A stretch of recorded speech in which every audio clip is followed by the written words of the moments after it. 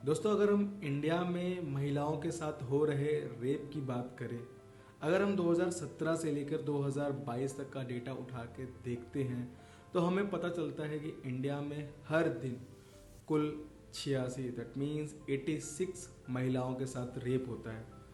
और जिसमें से 82 यानी 82 महिलाओं के साथ जो हो रहा रेप है, उनमें से रेपिस्ट जो कि बलात्कारी होते हैं या तो उन महिलाओं के रिलेटिव रिश्तेदार होते हैं या फिर उनका कोई जान पहचान वाला ही होता है। अगर हम घंटे की बात करें तो इंडिया में हर घंटे 4 महिलाओं के साथ रेप होता है। ये डेटा मैं आपको क्यों बता रहा हूँ? ये डेटा मैं आपको इसलिए बता रहा हूँ क्योंकि अभी हाल में ही केरला में भी एक रेप का केस आया है, जिससे पता चलता है कि इंडिया में रेप के केसेस क्यों बढ़ते जा रहे हैं।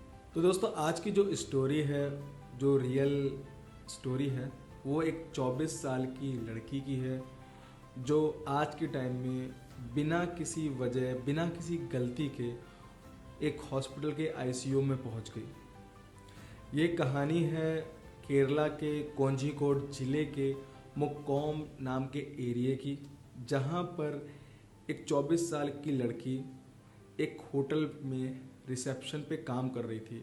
ये होटल अभी हाल फिलहाल में ही नया खुला था और ये लड़की भी कुछ दिनों पहले ही वहाँ पर काम करने आई थी। लड़की अपने काम से खुश थी और वो मन लगा के अपना काम भी कर रही थी। दोस्तों, हम सभी को पता है कि आज के टाइम में हम जब भी अपने काम से फुर्सत होते हैं तो फुर्सत होते ही हम अपना फ़ोन यूज़ करने लग जाते हैं। ठीक इसी तरह ये लड़की भी अपने रिसेप्शन का काम ख़त्म करके, पूरे दिन भर का काम ख़त्म करके अपने रूम में चली जाती है रेस्ट करने के लिए और ये अपना फ़ोन यूज़ करने लग जाती है। बताते हैं कि लड़की फ़ोन में गेम खेल रही होती है कि तभी अचानक इसके रूम में 3 लोग आ जाते हैं। इसमें से एक था देवदासन जिसकी उम्र 64 साल है, दूसरा था सुरेश बाबू जिसकी उम्र 46 साल बताई जा रही है और तीसरा था रियाज जिसकी उम्र 47 साल थी। सुरेश बाबू और रियाज ये दोनों ही उस होटल के कर्मचारी थे और देवदासन जिसकी उम्र 64 साल है वो उस होटल का मालिक था। जब ये तीनों ही अचानक उस लड़की के कमरे में पहुंचते हैं तो लड़की घबरा जाती है और एक वो होता है ना दोस्तों कि अंदर से ही एक गट फीलिंग आ जाती है अगर आपके साथ कुछ बुरा होने वाला होता है। तो सेम इसी तरह उस लड़की के साथ भी हुआ। उस लड़की को समझ में आ गया था कि ये तीनों क्यों आए हैं और क्या करना चाहते हैं। इससे पहले वो कुछ सोचती समझती, वो तीनों के तीनों उस लड़की की तरफ आगे बढ़ने लग जाते हैं उसका रेप करने के लिए। लड़की घबरा जाती है और भागने की कोशिश करती है। वो भागने की कोशिश करती है लेकिन उसे भागने का कोई रास्ता मिलता नहीं है। तो मजबूरी में आके वो उस होटल की पहली मंजिल से छलांग लगा देती है और ज़मीन पे गिर जाती है। जब वो लड़की ज़मीन पे गिरती है उसको चोट लगती है, तो चोट की वजह से वो चिल्लाती है। उसकी चीखें सुन के, उसकी आवाज़ सुन के जो आसपास के लोग थे वो भाग के आते हैं और उसे कोझिकोड में जो गवर्नमेंट हॉस्पिटल होता है उसमें एडमिट करवा देते हैं और उस लड़की का आईसीयू में इलाज चलता है। डॉक्टर बताते हैं कि लड़की को काफ़ी चोटें आई है, उसका बैक एरिया में फ्रैक्चर हुआ है, बॉडी के और पार्ट्स में भी फ्रैक्चर हुआ है। जब उस लड़की की हालत कुछ ठीक होती है तो पुलिस आती है और उस लड़की से पूछताछ करती है। लड़की उस पुलिस को सब बताती है कि उसके साथ क्या हुआ था और किस वजह से उसने उस होटल की छत से छलांग लगाई, और सबूत के तौर पर वो अपना फ़ोन दे देती है। फ़ोन वो इसलिए दे देती है क्योंकि फ़ोन में कुछ ऐसा रिकॉर्ड हो गया था जो पुलिस को कंफर्म करने के लिए काफ़ी था कि गलती उन तीनों की है।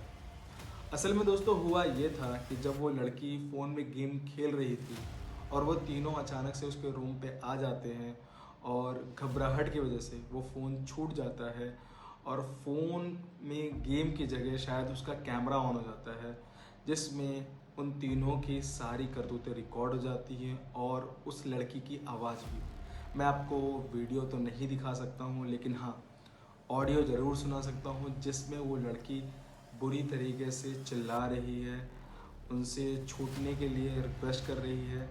आप वीडियो सुन सकते हैं वो कितनी डरी हुई है और कितनी बुरी तरीके से चिल्ला रही है। ഞാൻ അങ്കിളാണ് പേടിക്കണ്ട അങ്കിൾ നിന്നെ സംസാരിക്കാൻ ഒച്ചുണ്ടാക്കി നിന്നെ മാനം പോവും ഒച്ചുണ്ടാക്കി നിന്നെ മാനം പോകും മുള്ളി तो दोस्तों आपने इस ऑडियो में सुना कि लड़की कितनी डरी हुई थी और कितनी बुरी तरीके से चिल्ला रही थी, लेकिन इन लोगों ने थोड़ा सा भी उसके ऊपर दया नहीं दिखाई और लड़की को मजबूरी में आके उस छत से छलांग लगानी पड़ी। इसके बाद पुलिस को जब ये वीडियो मिला तो पुलिस जांच पड़ताल में जुट गई, तीनों आरोपियों को ढूंढने में लग गई, जिसमें से 5 फरवरी को देवदासन जो होटल का मालिक था उसे केरल के त्रिशूल नाम की जगह से पकड़ लेती है। फिर आता है 6 फरवरी का दिन, जिसमें पुलिस बाकी 2 आरोपियों की तलाश कर ही रही थी कि जो सुरेश बाबू और रियाज थे जो उस होटल के कर्मचारी थे, उन दोनों ने खुद ही आके थामा रसेरी नाम की जो कोर्ट थी केरल में, वहाँ आकर खुद आत्मसमर्पण मतलब कि सरेंडर कर दिया। ये हादसा हुआ था 2 फरवरी को। 2 फरवरी को इस हादसे ने पूरे केरल को हिला के रख दिया था। अब इन तीनों आरोपियों के साथ आगे क्या होने वाला है ये तो कोर्ट ही बता सकती है, कोर्ट ही फैसला लेगी, उसके बाद ही पता चलेगा। केरल की महिला आयोग ने इस केस की रिपोर्ट मांगी है पुलिस से और केरल राज्य युवा आयोग ने ये सुनिश्चित किया है कि उस लड़की का अच्छी तरीके से इलाज किया जाए, उसकी देख रेख की जाए ताकि उसके साथ भविष्य में कोई अटैक ना हो सके सबूत मिटाने की वजह से। और तो ये थी दोस्तों आज की कहानी। अगर आप भी इसी तरह की रियल और लेटेस्ट स्टोरी जानना चाहते हैं तो हमारे चैनल को ज़रूर सब्सक्राइब कीजिए।